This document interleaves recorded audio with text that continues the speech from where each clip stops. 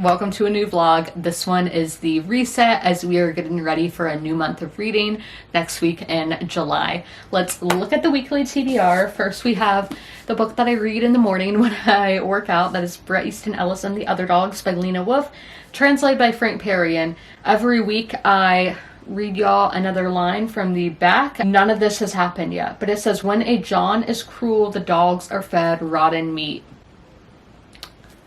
Is the meat the men? I don't know.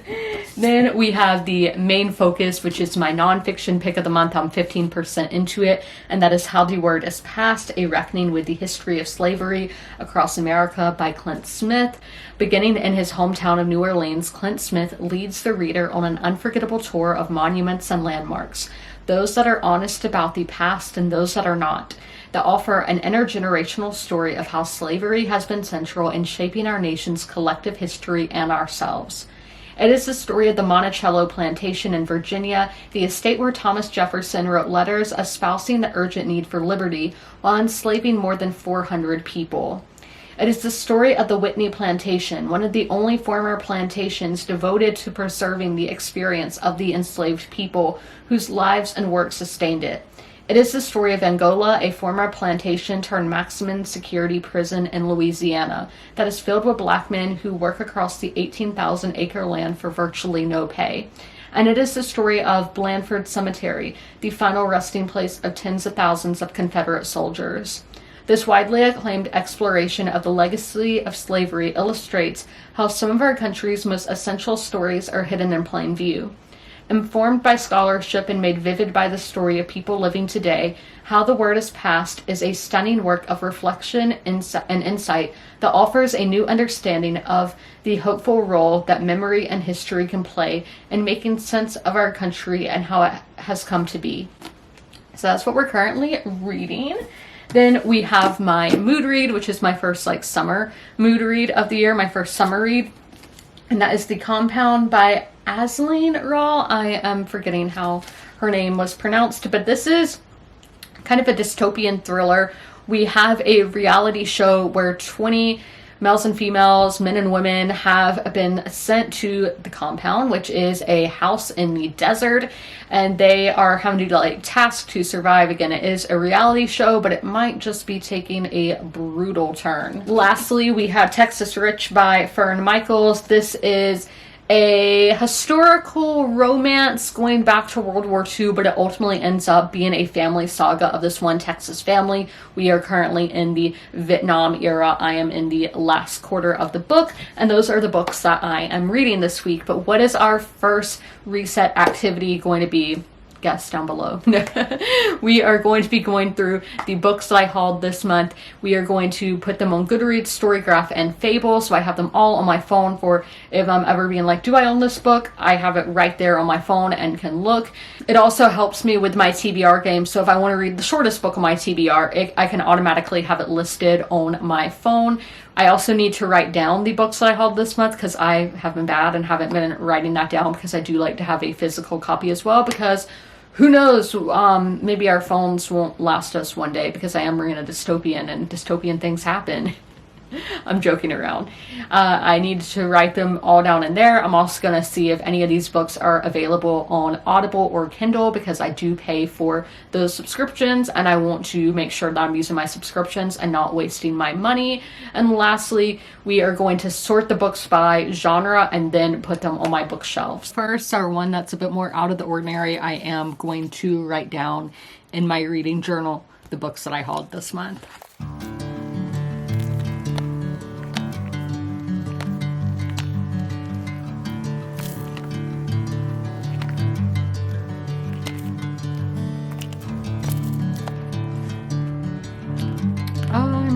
Up for the date I got the book.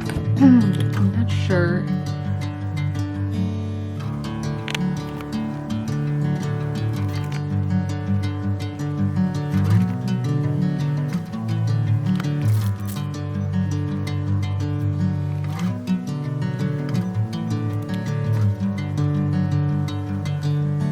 Bring me into golden sunlight. I'm going with you, I know we'll get to the I am not seeing book. Sinking in, I know this feels right. Catching a breeze, love moving through me like a wildfire. Like a wildfire. There we go.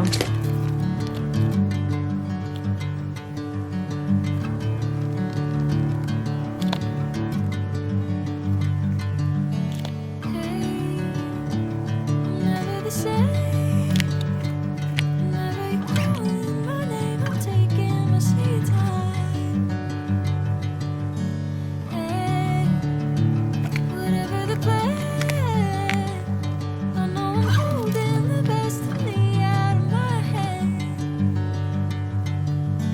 I know you always understand. Bring me into golden sunlight.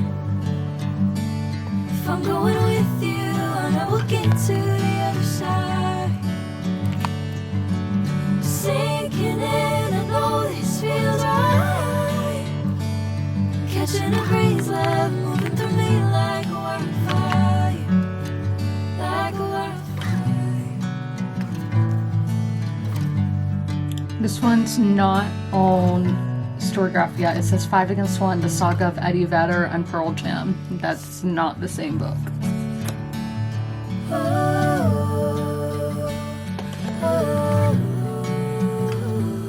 Yeah, it's still coming up as that.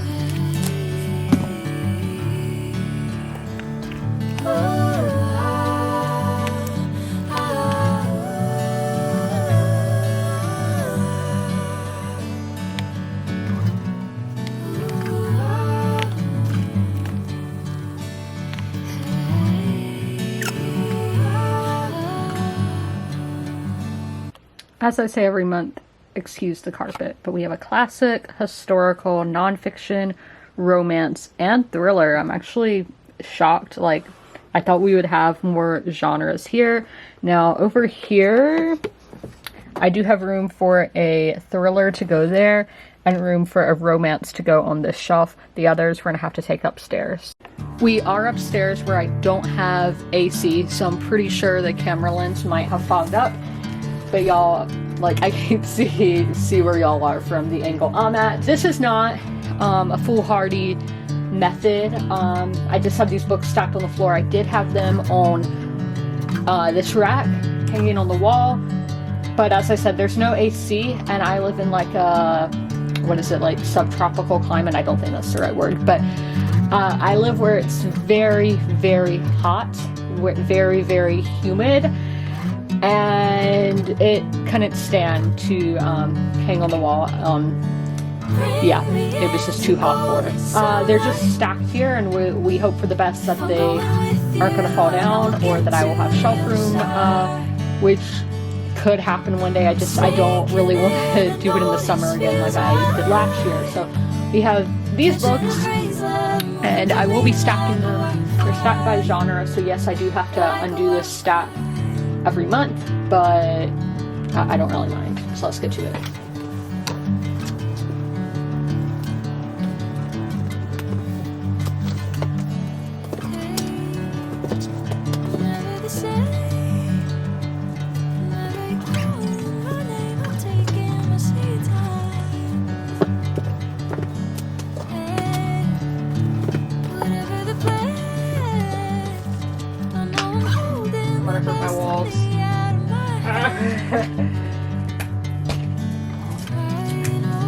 Hopefully my dad's not seeing this. Bring me into golden sunlight.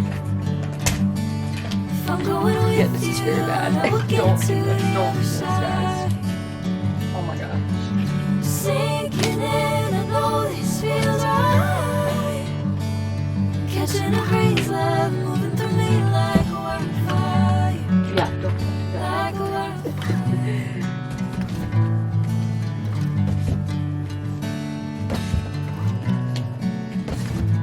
There we have it. Time for the nightly update. I got to 35% in how the word is passed.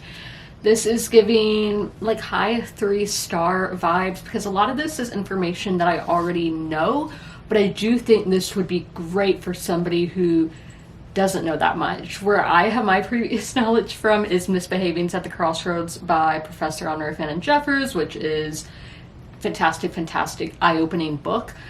But a lot of that same kind of info is in this book. Other Sons, about the Great Migration, I learned a lot in that book. So there's just a lot from other books that I've read that is in this book, therefore not making this completely, totally new information for me. But if you don't really know anything about slavery in the United States and what this country was built on, your jaw would be on the floor, you would be shook. So I do still recommend this. Let's go over my notes. Writing is very cinematic. Like, I feel like I'm watching a documentary, and I know a lot of people might be like, oh, a documentary, that's boring. But no, there's so many like cool TikTok accounts that I follow that go over history or architecture, you know, different things that would be nonfiction, that I love watching that kind of stuff. So I would love to see this be adapted into a documentary, seeing Clint Smith go to all these locations. We've had Monticello, the Whitney Plantation, and now the chapter I'm currently in, they're at Angola, which is a prison in Louisiana. But starting the day, we did start at Whitney Plantation, which is a plantation that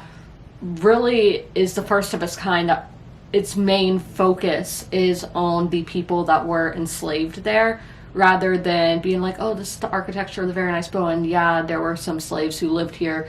That's what a lot of plantations are. Again, according to the book, I don't really know because I haven't been, so I can't say. But Whitney Plantation, they really focus on the enslaved people. Just hear all these different kind of stories and just seeing the hardships that these people went through. But at this museum, Yvonne is the woman who is kind of giving him a tour and talking about how she works there and just things that she's learned and experiences she's had working there, that they don't want to just, because some people get angry saying, y'all aren't showing enough. Like, you need to show every single thing that these people went through. But she's like, we don't want to just focus on what happened to these people, but we also want to talk about their resiliency, their resistance, and the legacy, that being the generations of Black people today that came from the people who were enslaved at Whitney Plantation. And then there was this really interesting discussion on from page 67 to page 68 that oppression, this is a quote, oppression is never about humanity or lack thereof. It is and always has been about power, because it's talking about, were slaves viewed as people? How were they viewed? Is it a dehumanizing thing? And I've just never really thought about this power trip with slavery, when obviously I should have, but I think a lot about it with rape and sexual assault, that it's so hard to comprehend how you could do that to another human. But at the end of the day, it's like, people want to have power over somebody else, and obviously that we can see that with slavery. But I had just never come to terms with that in my mind. And at Whitney, they talk about the global impact of slavery, because a common question that Yvonne gets when she gives tours is, were there any good slave owners? Which to me, that's just like, they literally owned humans. How can you think there are good ones? Like, I don't understand that. This is where those people are coming from. And she's like, yes, those people were bad, they were evil people, but was a whole systematic issue. There was a global impact. They would get the sugar cane, they would get the cotton from Louisiana in this case, get that sent to factories up north with industrialization, get it grained and all that for the sugar, and then textiles with cotton, send that to Europe, to England, where now there is such a greater access, so poorer people are able to get their hands on sugar, and the system goes on, and that it is therefore resulting in capitalism and consumerism, that this is one big systematic thing. And systems and how they work is something I've really learned about in the last year and a half, and how that's why it's so hard to have change. That's great that they focus on resistance there, because it's something that, thinking of breaking down a system, it's just so hard to think about of how you do it, because it's all a part of this one giant chain.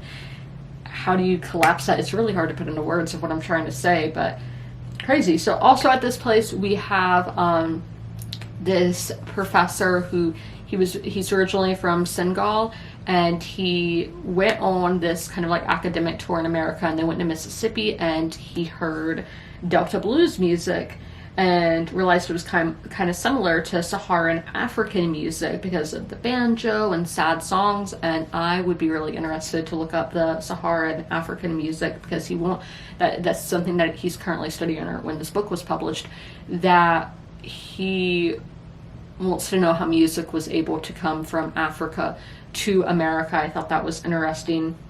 And with that whole Whitney, and this is something that I've kind of talked about, and I think I talked about a few weeks ago actually, that with museums, that same professor I was talking about, he was talking about that sure, a lot of this stuff that he's researched has been written in books before, but are books accessible to everybody?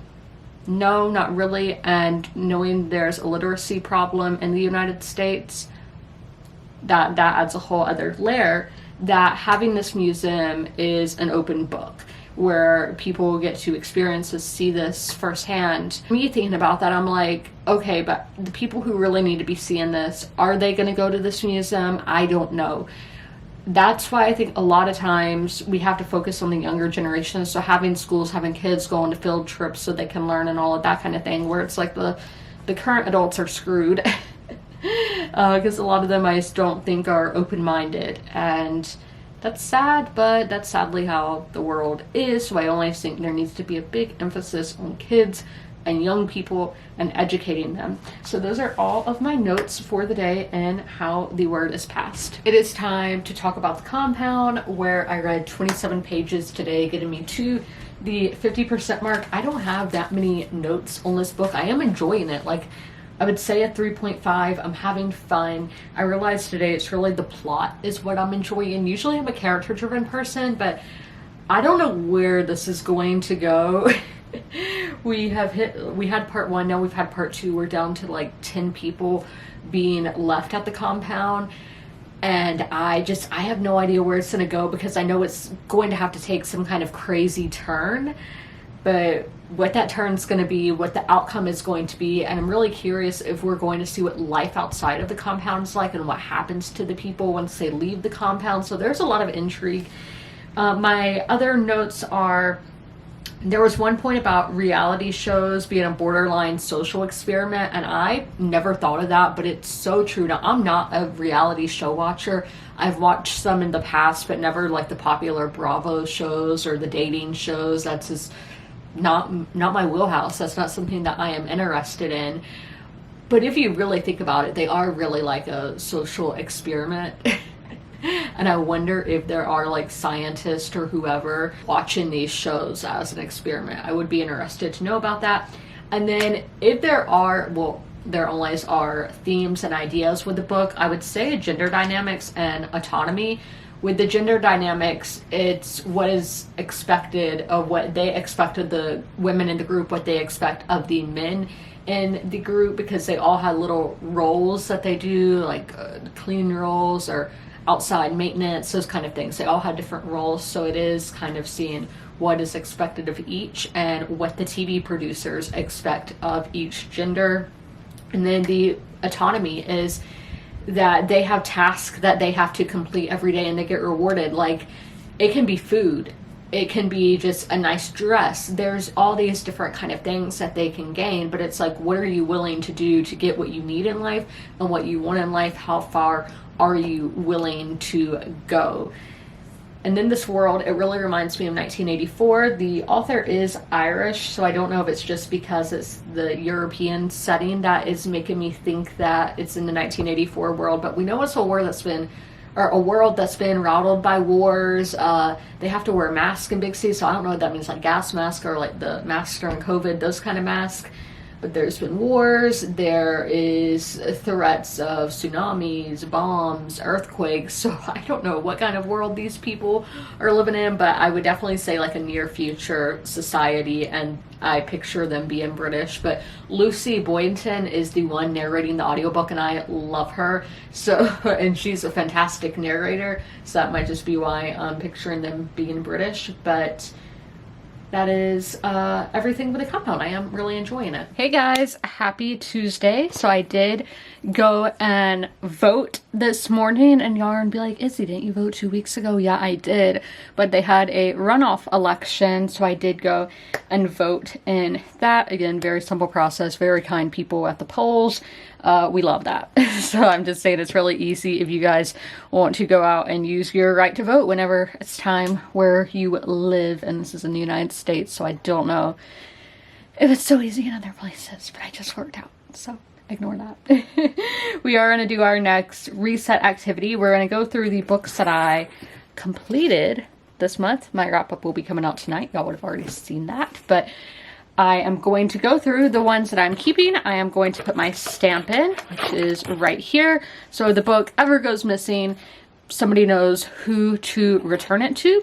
And the ones that I'm unhauling, which means I'm going to donate them to little free libraries, I put my business card in, because chances are if they're at a little free library they like reading, and if they like this book, they might want to check out the channel. So this is my business card if anybody would like to subscribe to the channel and know where their book came from. So let's get into it.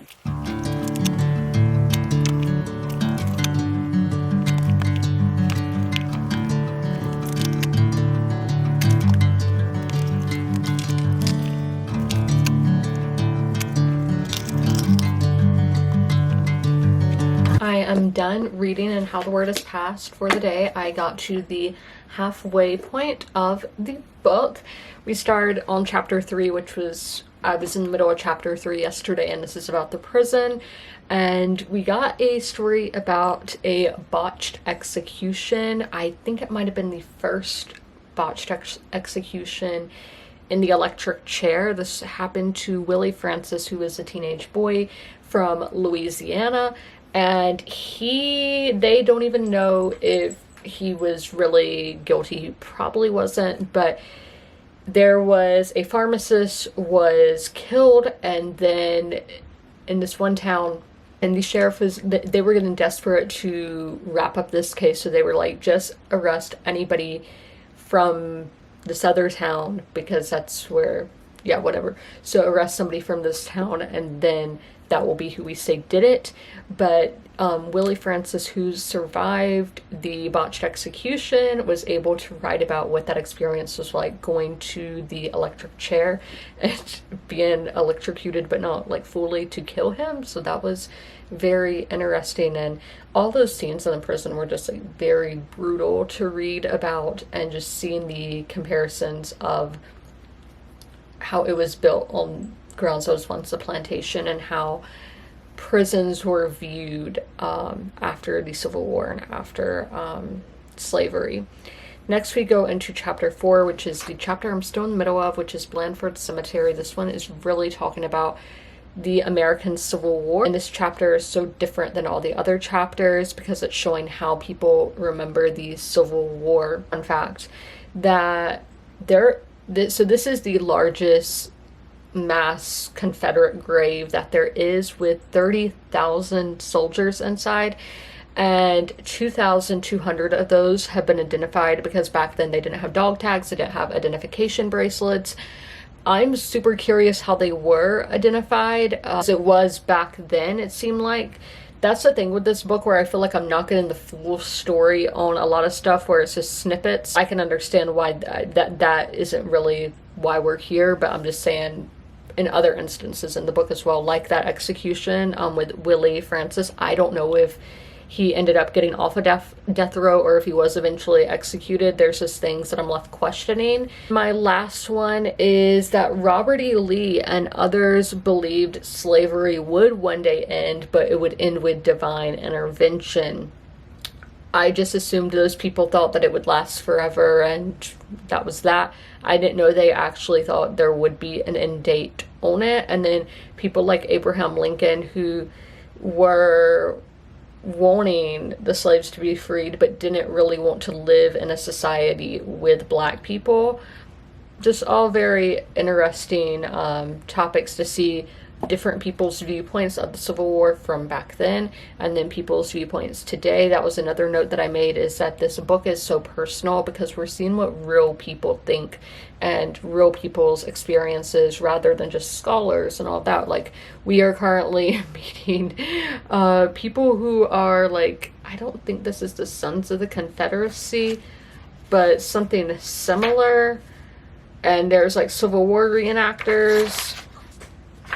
Those are the kind of people we're meeting right now. So that is where I'm at. And here, how the word is passed. This is totally random and has nothing to do with reading, but I've got like 4 mosquito bites today.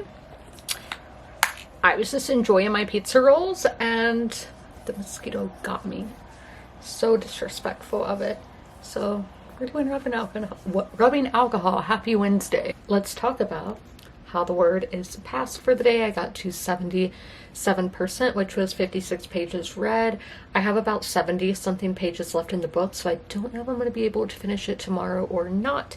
But the first chapter I read today was chapter 5, which is called Galveston Island, and we really got a background on the history of Juneteenth, which is fitting because Juneteenth was a few days ago. I don't know what day it is right now, so I think it was 5 days ago, but I could be wrong for not knowing the date. I'm sorry. Like our current date. I know Juneteenth is the 19th of June. Clint Smith went to this ceremony that was celebrating Juneteenth, and they had these like school kids who were of a summer program, and they go through like the whole history of slavery in Texas. The Spanish actually started that in Texas by taking Native Americans as slaves, which the King Ferdinand and Queen Isabella of Spain didn't want to happen, but it happened, and look where that went. And I didn't realize that the first African slaves in Texas were actually in Galveston, and why I find this interesting is because that's where Juneteenth happened, where the last of the slaves heard that they were free. Like, I just think I didn't realize that Galveston had all of this history there, Black history being what I'm talking about. So I found that interesting, that it was this man, he was from North Africa. I'm sorry that I'm not remembering how to pronounce his name, but he came with Spain. I don't want to say came, he was forced to come with Spain. They first went to Tampa and then went around the Gulf, and that's how they got to Galveston. Also, something I didn't realize, this was published or written in 2019, that Texas at the time had the largest Black population of any state with 3.5 million people. Did not realize that. And then here's another Texas fact. So Sam Houston was the only governor in the Confederacy to oppose secession, and state officials actually removed him because of this. And Abraham Lincoln offered military help, but Houston didn't want to force his power, to have power by force. I thought all of that was interesting. I didn't know any of that, so I am really interested in learning more about Sam Houston. Then we go into our next chapter, which is chapter 6, and this is looking at New York City. That's our next location, and it's really showing that slavery was happening pretty much everywhere. It wasn't just in Confederate states. Slavery was abolished, officially and formally abolished in New York in 1827, which a lot of people don't realize, and this is something I learned in the book I read on the James River, I'm not sure which, I think it's in the other room, was that slavery was a thing in Massachusetts, Connecticut, all these states in the North and in New England that I had no idea about. I did not learn that in school. So again, that's something interesting that you can learn in this book. But I do want to pull up some quotes that I took pictures of, the first being on page 208. This is because I think a lot of times when I talk about these books, that these books might make a lot of people uncomfortable, and here we go. You guys are not, this was what the tour guide Damaris in New York City was telling the group. You guys are going to be receiving a very big chunk of history today. This is not Black history. This is not New York City or American history. This is world history. She paused briefly. That has been completely whitewashed and wiped out of our education systems globally, because history is no longer taught, or when it's taught incorrectly. A lot of the information you hear today is going to make you feel very, very uncomfortable. That's okay, she smiled. That's what learning and development is as a human being uncomfortable. Some of the information may challenge your educational background as well as your personal beliefs, and that's all right as well. So I just wanted to put that out there because I agree with that full-heartedly, that a lot of stuff that I've read in fiction and nonfiction will make me be like, feel uncomfortable, will make me feel angry, and just a whole wide array of emotions. But I do think that is part of the learning process. Next part, still New York City, that the New York City, how they relied on slavery, how we're just talking, it was abolished. But even after slavery was abolished, New York City is the financial capital of the United States, and apparently it was back in the 1800s as well. What was America's like moneymaker at this time? It was slavery. Of all of the work that these people were having to do, making all that money, because we talked about how this is all a systematic thing with capitalism and consumerism. All that finance is having to go through New York City, so the financial firms in New York City are making a ton of money off of slavery, even to the point the mayor of New York City during the Civil War wanted to secede from the Union because of how heavily the New York economic scene relied on slavery. So we talked about with financial, but also society as well, with how we talked about England earlier, with sugar, with textiles. New Yorkers are using that. They are... And where's all that coming from? The South, where slavery is still legal at the time. It's crazy. You never really think about it when it's been in front of you this whole time. It's like, yeah, how did they operate if they weren't using all this stuff from the South, like sand products that these slaves had to pick the cotton to make the textiles, or I don't know, you don't pick sugar. I don't know exactly how sugar cane is done, but they got to get the sugar cane to make the grains of sugar. It's crazy. So then another quote I have on page 224, this just reminded me so much of stuff that was happening earlier this year with ICE. Let me read it for you. Despite New York having fully and formally abolished slavery in 1827, slave catchers still roamed the streets looking for fugitive slaves and even free black people to capture and bring back to the South. Slave catchers made little distinction between black people born free and those who had run away. Parents worried desperately about their children, and for good reason. In the 1830s, a 7-year-old black boy was dragged from school on suspicion of being a runaway. In the 19th century, black people lived in fear that at any moment a slave catcher could snatch them or their children up, regardless of status or social position. Doesn't that just sound so familiar to what ICE is doing? It's crazy how history repeats itself. And back in the Galveston chapter, this woman was saying it's so important to learn our history, even if it is tough, brutal, awful things. We have to learn it so we don't go back, so we know how to go forward. You have to learn what came before, or else it's just going to go in a cycle over and over again. So those are the notes from how the word is passed. It is the last day of the reset, and that means we're going to be getting my Kindle ready for July. In June, I went with a picnic theme. In July, it is the 250th birthday of the United States of America, but more importantly, it's my birthday in July. So we are going to go with an Americana birthday theme for me, an overall summery vibe. Let's get to work.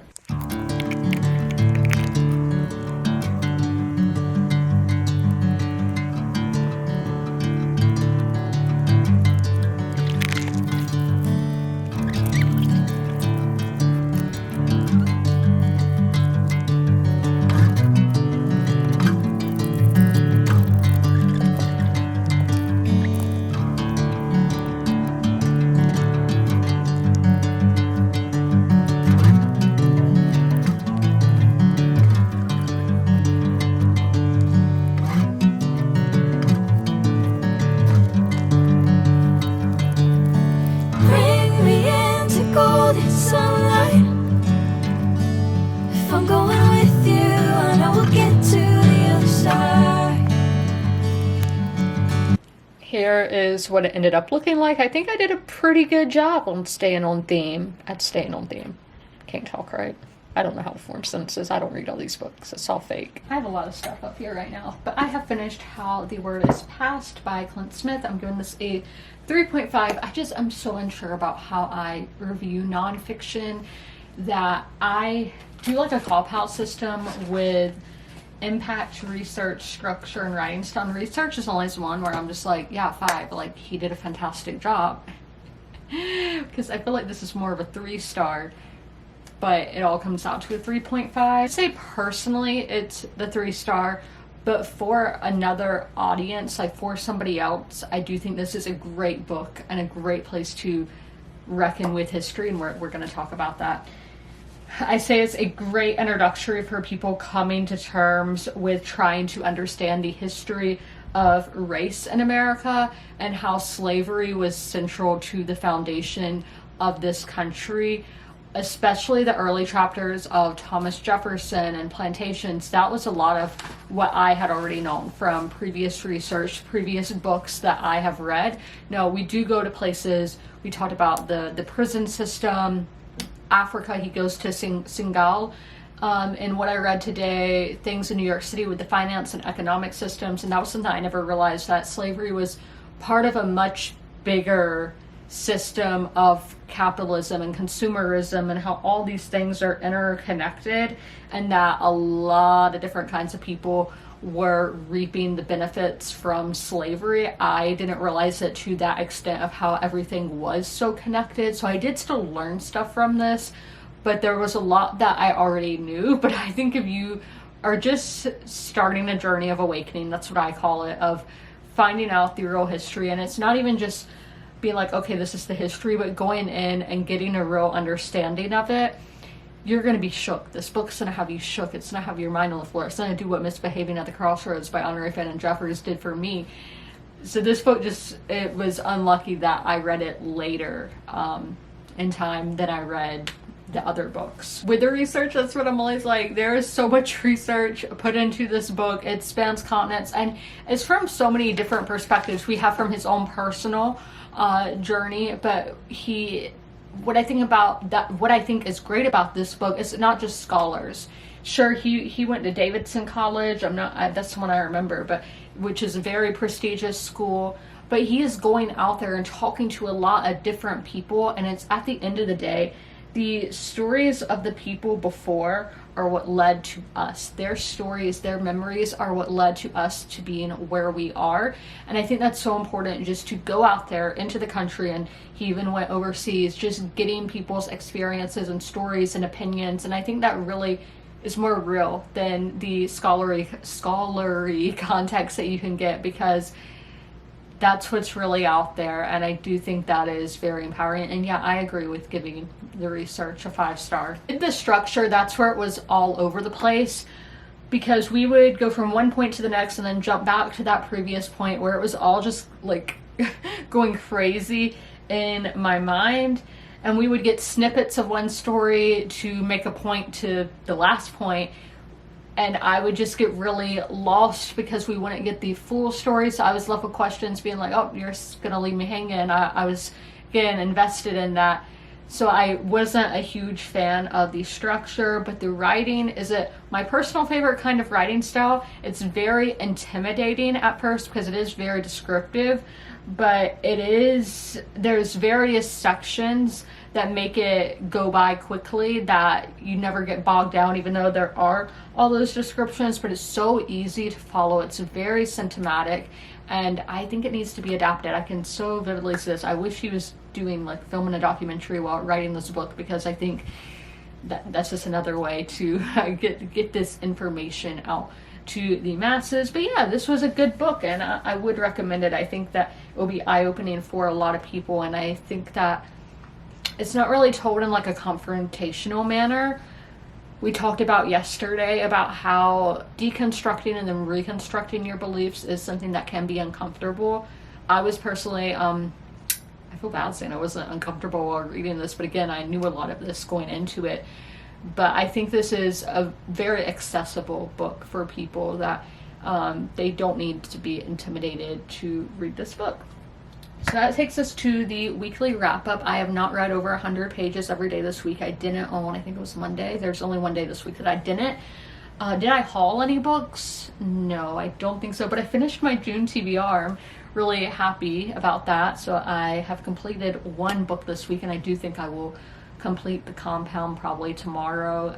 Texas Rich maybe by the end of the month. I don't know. That'll probably be in next week's vlog. Speaking of next week's vlog, there's no real theme to next week's vlog yet. I think we're going to be reading Beach Read by Emily Henry. It's going to be the book we read.